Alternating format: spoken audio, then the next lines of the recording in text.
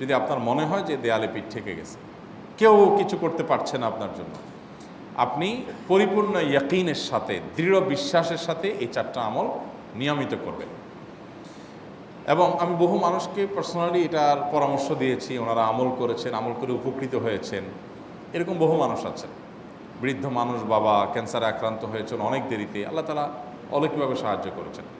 হ্যাঁ, কখনো যদি আল্লাহ তাআলা এই আমলগুলো করার পরও আমার বিপদ দূর না করেন, তাহলে হয় আমার আমলের মধ্যে কোনো ত্রুটি ছিল, অথবা আমার এই বিপদ দূর না হওয়ার মধ্যে আমার জন্য কোনো কল্যাণ নিহিত ছিল। আল্লাহ তাআলা আমার দোয়া কবুল করে যে উপকার হতো তার চাইতে বেটার কিছু হয়তো আমাকে দিবেন, এই ইয়াকিন একজন ইমানদারের থাকবে। সে 4টা আমলের 1 নম্বর হলো ইস্তেগফারের আমল। ইস্তেগফার, আপনি ফেসে গেছেন কোনো জায়গায়, কোনো উপায় পাচ্ছেন না, আপনি ইস্তেগফার করতে থাকেন। আস্তাগফিরুল্লাহ ওয়া আতুবু ইলাইহি, আস্তাগফিরুল্লাহ ওয়া আতুবু ইলাইহি, আস্তাগফিরুল্লাহ ওয়া আতুবু ইলাইহি, আস্তাগফিরুল্লাহ, আস্তাগফিরুল্লাহ, আস্তাগফিরুল্লাহাল্লাযী লা ইলাহা ইল্লা হুয়াল হাইয়ুল কাইয়্যুম ওয়া আতুবু ইলাইহি ওয়া লা হাওলা ওয়া লা কুওয়াতা ইল্লা বিল্লাহ। اللهم أنت ربي لا إله إلا أنت خلقتني وأنا عبدك وأنا على عهدك ووعدك ما استطعت أعوذ بك من شر ما صنعت أبوء لك بنعمتك علي وأبوء لك بذنبي فاغفر لي فإنه لا يغفر الذنوب إلا أنت সাইয়্যিদুল ইস্তিগফার। এভাবে যে কোনো ইস্তিগফার করতে থাকেন, আপনি বেশি বেশি করে আল্লাহর কাছে ইস্তিগফার, ক্ষমা প্রার্থনা করতে থাকেন, খুব বেশি। আপনার 2 ঠোঁটে অনবরত আপনি চাইতে থাকেন আল্লাহর কাছে ক্ষমা। এই ইস্তেগফার সম্পর্কে নবী করিম সাল্লাল্লাহু আলাইহি ওয়াসাল্লাম বলেছেন, মাল্লাজিমাল ইস্তেগফার, যে ব্যক্তি ইস্তেগফারকে আঁকড়ে ধরবে, আঁকড়ে ধরা মানে কি, এটা ছাড়বে না, সে পড়তেই থাকবে অনবরত। টয়লেটে যাওয়ার সময়টা, ঘুমের সময়টা, খাওয়ার সময়টা বাদে, অবসর নামাজের সময়টা বাদে, বাকি সারাক্ষণ সে ইস্তেগফার পড়বে। এরকম যদি কেউ করে, আল্লাহ রাব্বুল আলামিন জাআলাল্লাহু লাহু মিন কুল্লি হাম্মিন ফারাজা ওয়া মিন কুল্লি যায়কিন মাখরাজা, সকল পেরেশানি থেকে, সকল টেনশন থেকে বের হওয়ার পথ আল্লাহ তাআলা অলৌকিকভাবে তার জন্য আবিষ্কার করে দিবেন। এবং আমি আমার জীবনে যেটা বলেছিলাম, বিস্তারিত বলতে চাই না, এরকম পরিস্থিতি আসছে যে চোখের সামনে কোনো আপাতত রক্ষার কোনো পথ আর খোলা নেই, এমন ভয়াবহ বিপদ। ইস্তেগফার করতে করতে এমনভাবে আল্লাহ তাআলা সাহায্য করেছেন যে এটা কল্পনা করলেও মনে হয় যে স্বপ্নের মতো। কিভাবে এখন এই লোক এই জায়গায় আসলো আমার সাহায্যের জন্য, এই লোক তো এটা আমি এই জায়গায় আসার কথা না, টিকুনি এসে হাজির হয়ে গেলেন এবং উপকারটা, আমার সমাধানটা হয়ে গেল সমস্যা। তো আলহামদুলিল্লাহ, বহুবার আমি পরীক্ষা করেছি, আর আমার পরীক্ষার 2 পয়সার দাম নাই। হাদিসে বলা আছে, গ্যারান্টি দেওয়া আছে, আমার পরীক্ষা করলেই কি না করলেই। তাহলে একটা আমল হলো কি, ইস্তেগফার। সব সময়ের জন্য এটা কন্টিনিউয়াস করবেন, আর এমনিও অবসর সময় ইস্তেগফার করবেন। আরবদের মধ্যে সৌন্দর্য আছে, তারা বিভিন্ন ডাক্তারের ওয়েটিং রুমে বা বিভিন্ন জায়গায় মানুষ যেখানে অপেক্ষা করে পাবলিক প্লেসগুলোতে লিখে রাখে ইস্তেগফার করুন, আপনার হাইওয়েগুলোর পাশে লেখা থাকে ইস্তেগফার করুন, এবং তারা আসলে একটু পরপর দেখা যায় ইস্তেগফার করে। ভালো মন্দ গুণ সবার মধ্যে আছে, তাদের এই ভালো গুণটা আছে, ইস্তেগফার বেশি বেশি করা। আমরা ইস্তেগফার সচরাচর এইভাবে অনবরত অবসর সময় করার অভ্যাস অনেকের মধ্যেই নাই। আমরা এটা চালু করবো ইনশাআল্লাহ। বিশেষ করে যখন কোনো সমস্যা হবে তখন ইস্তেগফার চলতে থাকবে মুখে অনবরত, ধীরে ধীরে মহব্বতের সাথে নিজেকে, নিজের পাপ অপরাধগুলোর কথা স্মরণ করে আল্লাহর কাছে মাফ চাইতে থাকবো, পেরেশানি দূর হবে ইনশাআল্লাহ। 1 নাম্বার 2, দুরুদ, নবী করিম সাল্লাল্লাহু আলাইহি সাল্লামের প্রতি দুরুদ পাঠ করা। এটা যদি আপনি নিয়মিত করতে থাকেন মহব্বতের সাথে, আল্লাহুম্মা সাল্লি আলা মুহাম্মদ ওয়া আলা আলি মুহাম্মদ কামা সাল্লাইতা আলা ইব্রাহিম ওয়া আলা আলি ইব্রাহিম ইন্নাকা হামিদুম মাজিদ, আল্লাহুম্মা বারিক আলা মুহাম্মদ ওয়া আলা আলি মুহাম্মদ কামা বারাকতা আলা ইব্রাহিম ওয়া আলা আলি ইব্রাহিম ইন্নাকা হামিদুম মাজিদ। আপনি একবার ছোট দুরূদ যদি পড়েন, সাল্লাল্লাহু আলাইহি ওয়াসাল্লাম, সাল্লাল্লাহু আলাইহি ওয়াসাল্লাম, আল্লাহুম্মা সাল্লি আলা মুহাম্মদ ওয়া আলা আলি মুহাম্মদ, শুধু এইটুকু পড়েন। জাযাল্লাহু আন্না মুহাম্মাদাম মা হুয়া আহলু, শুধু এইটুকু পড়েন। আপনি এভাবে যেই কোনো দুরূদ নবী করিম সাল্লাল্লাহু আলাইহি ওয়াসাল্লামের প্রতি যদি পড়েন এবং পড়তে থাকেন অনবরত, ইস্তেগফারের পাশাপাশি দুরূদের ক্ষেত্রে নবী করিম সাল্লাল্লাহু আলাইহি ওয়াসাল্লাম বলেছেন যে এইটা তোমার জন্য যথেষ্ট হয়ে যাবে। তুমি যদি আল্লাহর কাছে আর কোনো দোয়া করতে না পারো, শুধু দুরূদটা পড়ো, তোমার সব পেয়ে যাবে, কিচ্ছু লাগবে না। এক সাহাবী বলছেন, রাসূলুল্লাহ, আমার দোয়ার মধ্যে দুরূদ কত পার্সেন্ট রাখবো? আমি তো আমার অনেক কিছু আল্লাহর কাছে চাইবো, দুরূদ মানে তো নবীজির জন্য দোয়া, মানে আমার জন্য তো আমি দোয়া করবো, আপনার জন্য দোয়া কত পার্সেন্ট করবো? 1/3, 1/4, তারপরে হাফ, এবার বিভিন্ন পার্সেন্টেজ বলছিলেন তিনি। নবী করিম সাল্লাল্লাহু আলাইহি ওয়াসাল্লাম বলেছেন যে হ্যাঁ, এর বেশি করতে পারলে আরও ভালো, আরও ভালো। তো ভদ্রলোক এর বেশি, ওই সাহাবী রাদিয়াল্লাহু তাআলা আনহু, তিনি এর বেশি বাড়াতে একটা পর্যায়ে বলছেন যে আমি সব দোয়া আপনার জন্য করি। নবী করিম সাল্লাল্লাহু আলাইহি ওয়াসাল্লাম বলেছেন, তাহলে তোমার আর কোনো দোয়াই করতে হবে না, এর মধ্যে সব দোয়া চলে আসবে। কারণ আপনি যদি বলেন আল্লাহ আপনার নবীর প্রতি আপনি রহমত নাজিল করেন, আপনার নবীর প্রতি আপনি শান্তি নাজিল করেন, আপনি যেটা দোয়া করেন, তো আল্লাহকে আল্লাহর নবীর প্রতি আপনি রহমত নাজিল করতে বললে আল্লাহ তাআলা আপনার প্রতি রহমত নাজিল করবেন কি করবেন না? আপনি কাউকে খুশি করতে চান, কার কাছ থেকে কিছু আদায় করতে চান, তার ছেলেটারে যদি হাদিয়া তোহফা দেন, আদর যত্ন করেন, তো বাই ডিফল্ট অটোমেটিকলি ওই লোকের সিম্পেথি আপনার দিকে আসবে কি আসবে না? চোখ বন্ধ করে আসবে।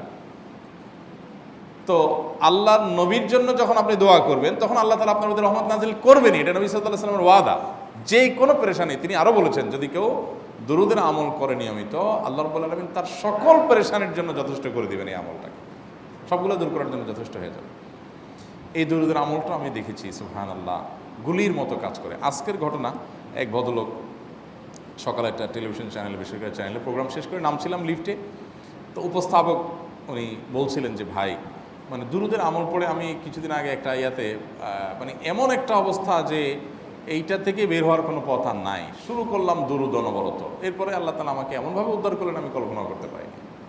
আলহামদুলিল্লাহ এই আমলগুলো করে অনেক ভাইরা আমাকে অভিজ্ঞতা জানাইছেন যে আলহামদুলিল্লাহ তাদের অভিজ্ঞতা অলৌকিক। হ্যাঁ, ওই যে বললাম কখনো যদি আল্লাহ তাআলা আপনার দোয়া কবুল না করেন তাহলে হয় আমার ত্রুটি আছে, আর না হলে আমার জন্য আল্লাহ তাআলা এর চেয়ে বেটার কিছু রেখেছেন, আমি সেই ইয়াকিন রাখবো ইনশাআল্লাহ বিইذنিল্লাহ। আর এই দোয়াতে সমাধান হবেই হবে, সে বিশ্বাস থাকতে হবে। নবী করিম সাল্লাল্লাহু আলাইহি ওয়াসাল্লাম বলেছেন, হাদিসে কুদসিতে আল্লাহ বলেছেন আনা ইনদা যান্নি আবদি বি, বান্দা আমার প্রতি যেমন ধারণা করে আমি তেমন আচরণ করি। আপনি যদি চিন্তা করেন করে দেখি হয় কি না, দেখি ট্রাই করি, তাহলে ওই আল্লাহ তাআলা বলবেন ঠিক আছে দেখতে থাক। আপনি যদি ইয়াকিন করেন যে না নবী করিম সাল্লাল্লাহু আলাইহি ওয়াসাল্লাম যে বলেছেন অতএব সেটা হবেই, আর আল্লাহ রাব্বুল আলামিনের কাছে আমি ওইভাবেই চাবো যে আল্লাহ দিবেনই, আমি নিয়েই ছাড়বো, ইনশাআল্লাহ গুলি মিস হতে পারে, আপনার দোয়া মিস হবে না। ওই ইয়াকিন, ওই ঈমান আমার মধ্যে আনতে হবে, চেষ্টা করবো তো ইনশাআল্লাহ। তাহলে দুইটা আমল হলো, ইস্তেগফার আর দুরুদ। 3 নম্বর আরেকটা আমল হলো দোয়া ইউনুস। দোয়া ইউনুস, লা ইলাহা ইল্লা আন্ত সুবহানাক ইন্নী কুনতু মিনাজ জালিমিন। বেশি বেশি পড়তে থাকবেন, যখন বিপদে পড়বেন ইস্তেগফার আর দুরুদ পড়বেন সবচেয়ে বেশি, আর মাঝে মধ্যে দোয়া ইউনুস, লা ইলাহা ইল্লা আন্ত সুবহানাকা ইন্নী কুনতু মিনাজ জালিমিন। আল্লাহ সুবহানাহু ওয়া তাআলা কোরআনে কারিমে এই দোয়ার পরে বলেছেন ওয়াকাযালিকা নুনজিল মুমিনিন। এই দোয়া পাঠ করার মাধ্যমে ইউনুস আলাইহিস সালামকে পৃথিবীর ইতিহাসের সবচেয়ে অলৌকিক ঘটনা, সকল সায়েন্স, সকল আপনার বিজ্ঞানের তত্ত্ব সবগুলোকে আপনার সবগুলোর বিপরীতে বা সবগুলোকে আপনার ভুল প্রমাণ করে দিয়ে ওই জায়গাটার জন্য আল্লাহ তাআলা ইউনুস আলাইহিসকে মাছের পেটে ঢোকার পর সেখান থেকে আবার জীবিত রেখে বের করেছেন। অক্সিজেন অভাবে সেখানে এমনি মারা যাওয়ার কথা, আরও নানা কারণে মারা যাওয়ার কথা, তাই না? কিন্তু আল্লাহ তাআলা তাকে রক্ষা করেছেন, কারণ উনি ওই বিপদে পড়ার পর থেকে এইটা পড়তেছিলেন, লা ইলাহা ইল্লা আনতা সুবহানাকা ইন্নী কুনতু মিনাজ জালিমিন। তো আল্লাহ তাআলা কোরআনে বলেছেন এটা ইউনুস, তার নবী ইউনুস আলাইহিস সালামকে আল্লাহ তাআলা এটার মাধ্যমে রক্ষা করেছেন, সেটা তার জন্য খাস না, এটা তার জন্য স্পেশাল না, বরং আল্লাহ বলেছেন ওয়াকাযালিকা নুনজিল মুমিনিন, এটা দিয়ে আমি তাকে রক্ষা করেছি, একইভাবে ঈমানদারদেরকেও এইটার মাধ্যমে রক্ষা করব। এটা বড় অস্ত্র পেয়ে গেলাম। দোয়া ইউনুস বেশি বেশি পড়বো ইনশাআল্লাহ, লা ইলাহা ইল্লা আনতা সুবহানাকা ইন্নী। আমার দেশে আবার দেখা যায় বিপদ হয়ে গেলে তখন হুজুর ভাড়া করে যে ভাই আপনারা সবাই মিলে এটা 1 লাখ বার পড়ে দেন, 1.25 লাখ বার পড়ে দেন, টাকা দিমু আপনারা পড়ে দেন। আপনারটা আপনি পড়বেন ভাই, হুজুরদের কাছে দোয়া চান সমস্যা নাই, আর হুজুরদেরকে খাটায়া টাকা দিবেন কেন, এমনি টাকা দিবেন না দিয়া। আর এই দোয়া নিজে নিজে করতে থাকবেন। ইউনুস আলাইহিস সালাম ওই সময় কি লোক ঠিক করছিলেন যে ভাই আপনারা সবাই দোয়া ইউনুস পড়েন, আমি গেলাম, আমি মাছের পেটে গেলাম, আপনারা বসেন সবাই দোয়া ইউনুস পড়া দেবেন, করছেন উনি? ওনারটা উনি করছেন, তো আপনারটা আপনি শুরু করবেন, দোয়া ইউনুস না। 4 নম্বর আমল হলো ইয়া যাল জালালি ওয়াল ইকরাম, এটা বিশেষ করে পাঠ করবেন। নবী করিম সাল্লাল্লাহু আলাইহি ওয়াসাল্লাম বলেছেন আলিজু বিয়া যাল জালালি ওয়াল ইকরাম, ইয়া যাল জালালি ওয়াল ইকরাম এইটাকে তোমরা আঁকড়ে ধরবে। ইয়া যাল জালালি ওয়াল ইকরামের মানে কি? এটা আল্লাহকে ডাকা, আর কিছু না। এবং হাদিসে বর্ণিত দোয়া, এটা মাসনুন দোয়া।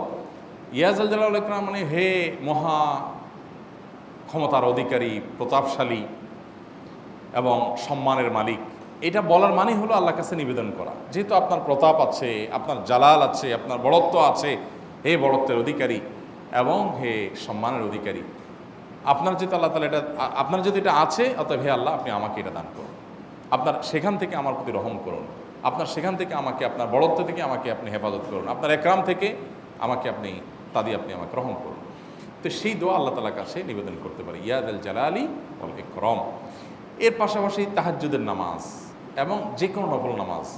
কারণ নবী সাল্লাল্লাহু আলাইহি সাল্লাম ইজা হাজাবাহু আমরুন সাল্লা, নবীজি সাল্লাল্লাহু আলাইহি সাল্লামের কোনো পেরেশানি শুরু হলে আগে ওযু করে 2 রাকাত নামাজ পড়তেন, ওযু করে 2 রাকাত নামাজ পড়তেন।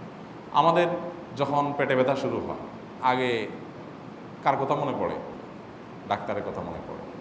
যখন গায়ে জ্বর আসে সবার আগে মনে পড়ে কিসের কথা? নাপা, নাপা, ঠিক না? জ্বর আসছে গায়ে, সবার আগে আমরা কি চিন্তা করি? নাপা। নাপা আপনি চিন্তা করেন, খান, নিষেধ না তো, ওষুধ গ্রহণ করা সুন্নত। নবী সাল্লাল্লাহু আলাইহি সাল্লাম নির্দেশ করেছেন ওষুধ সেবন করতে, আপনি করেন, ভালো কথা। কিন্তু ইমানদার সব কিছুর আগে ব্যথা আসছে, তাহলে ব্যথার জন্য একটা ওষুধ দোয়া শিখেছেন, দোয়াটা আগে করবে, পাশাপাশি ওইটা করবে। এলো ইমানদারের কাজ। আমরা আজকাল ইমান থেকে অনেক দূরে সরে গেছি। আল্লাহ আমাদের সেই ইয়াকিন দান করুন। তাহাজ্জুদের সময় দোয়া, অনেক বেশি দোয়া কবুল হয়। তাহলে 4টা আমল ইনশাআল্লাহ আপনাকে এই ভয়াবহ বিপদ থেকে উদ্ধার করার জন্য সাহায্য করবে ইনশাআল্লাহ। সে ইয়াকিন নিয়ে করবেন। সেই সাথে as-সাদাকা তারদুল বালা, দান সাদাকা করা, অন্যান্য যে আমলগুলো আছে টুকটাক সেগুলোর সাথে সাথে চালানো। বাকি এই 4টাকে বেসিক্যালি একটু জোরভাবে করতে থাকা। আস-সুন্নাহ ফাউন্ডেশন, উম্মার স্বার্থে সুন্নাহর সাথে।